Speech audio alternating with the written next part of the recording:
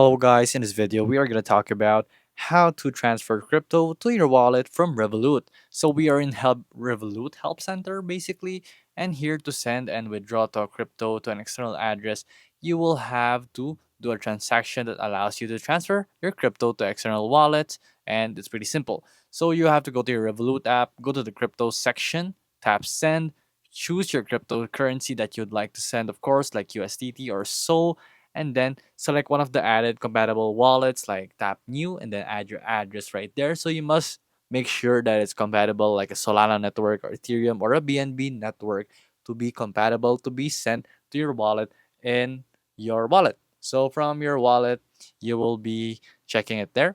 So you have to enter the amount that you want to send, tap send, and then review the transfer and check the details and network if it's correct, and then send. So there you go. It's just that simple, basically, to transfer crypto to your wallet from Revolut.